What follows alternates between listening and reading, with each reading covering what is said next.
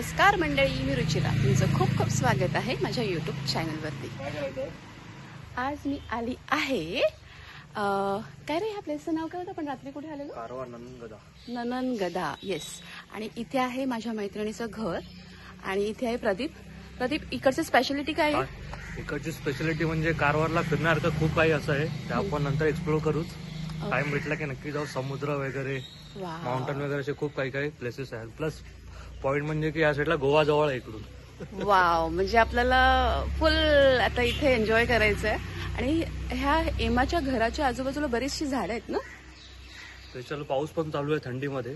हा ना, मी विचार केलेला की कारवारला येऊन मस्त गुलाबी थंडी एन्जॉय करीन, पण इथे मस्त पाऊस पडतोय आणि हेमाच्या ताईने स्पेशल गरम गरम नाश्ता दिलाय आणि इकडचा नाश्ता पण खूप स्पेशल आहे.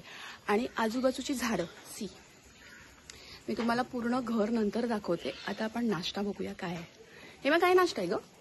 मेथीचे पोळे, डोसे. इकडची स्पेशालिटी आहे. इकडची लोक सकाळी उठल्यावरती डोसा हा त्यांचा नाश्ता असतो. मी तुम्हाला दाखवते. मेथीचे डोसे सी. हा आहे माझ्यासाठी आलेला गरम गरम डोसे आणि चहा याचा नाश्ता. सो ताईला थँक्स बोललं पाहिजे की ताईने इतकं मस्त गरम गरम, आंबोळी पण म्हणतात ना याला, काय, मेथीचे पोळे. सो मी हा नाश्ता करते आणि बाकी सगळं आपण नंतर. सो मी मस्त गरम गरम नाश्ता केलाय आणि इथे एक आमची माऊ बसली ती. ए, ह्या माऊचं नाव काय आहे ग? गेली घरात. अच्छा. सो आता आणि गावाला एक डिफरन्स असतो की गावाला स्पेशली गुरं घराच्या बाहेर येऊन उभी राहतात. ही गाय बघा कशी मस्त वेट करते की आम्हाला काहीतरी खायला मिळेल का. सो ताई तिला काही ना काहीतरी देईलच. तोपर्यंत आपण घरामध्ये कोणती कोणती झाडं हेमाने लावले. ए हेमा, झाडं सांग मला कोणती कोणती आहेत, पण सांग ना नाव. ताई तुला माहितीये? इकडे ये. हे कसलं आहे? हे जास्वंद. हे जास्वंद आहे ती. हे आहे जास्वंदाचं झाड. हे आहे अनंताचं. अशी बरीचशी झाड आहेत. हे मोठं झाड कसलं आहे ग? ओ माय गॉड, आंबा फणस एकत्र आहे का? वा, भारी आहे. आंबा फणस एकत्र झाड मस्त लावलंय. त्याच्यानंतर जास्वंद बरीच लावली आहे ना, गणपतीला टेन्शन नाही.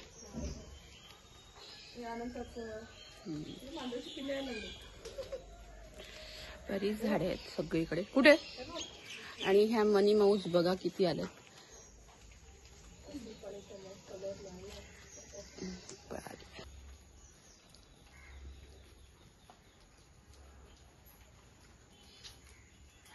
हेमा मस्त तिच्या घराच्या बॅक साईडचा ग्राउंडचा ग्रीनरीचा आनंद घेते.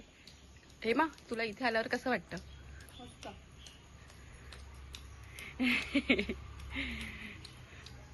खतरनाक.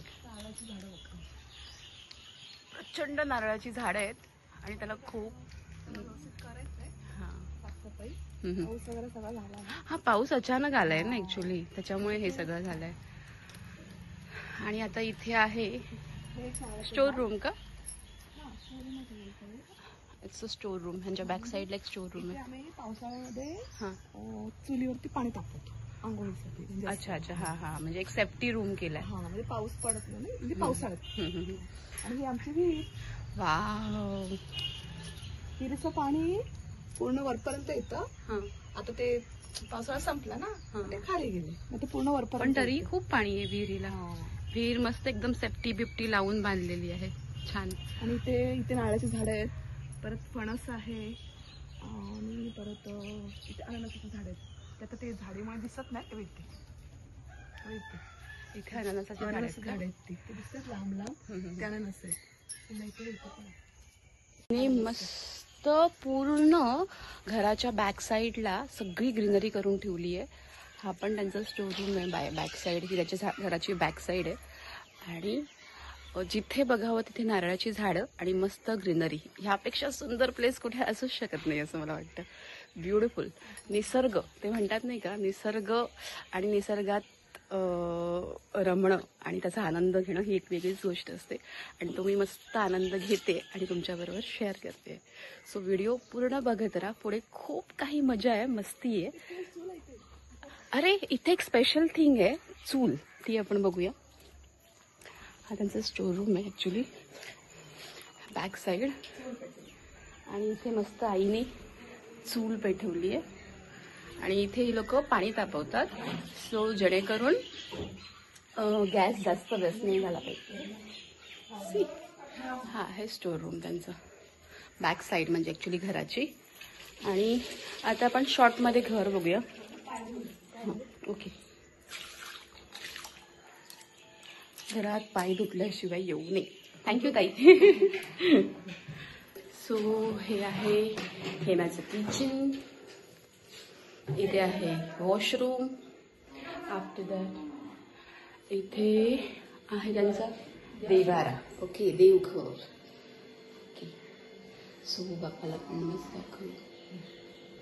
हे आहे देवघर त्यांचं पूर्ण.